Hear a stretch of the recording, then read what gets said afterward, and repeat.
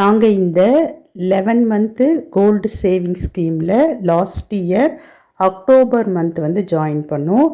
இந்த ஆகஸ்ட்டோடு முடிஞ்சிருச்சிங்க. 11 மாதம் கம்ப்ளீட் ஆகிடுச்சி. நாங்கள் இந்த 11 மாதத்தில் ஒரு மாதம் கூட தவற விடலை, கரெக்டாக கட்டிட்டோம்.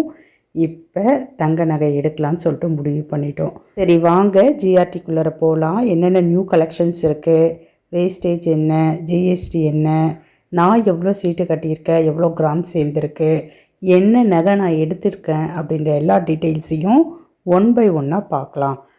போன வருஷம் பார்த்திங்கன்னா நான் வந்து இதே கோல்டு சீட்டு கட்டி ஒரு செயின் மாதிரி எடுத்திருந்தேன்.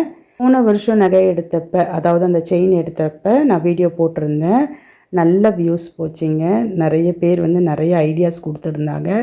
நிறைய பேர் என்கிட்டையும் சில தகவல்களை கேட்டு தெரிஞ்சுக்கிட்டாங்க. தேவைப்படுறவங்க அந்த வீடியோ பாருங்கள். அதை பார்த்துட்டு இதை பார்த்திங்கன்னா நல்லா புரியும். ஏன்னா போன வருஷம் நான் பார்த்த அந்த செயினோடவே டாலர் இருந்தது.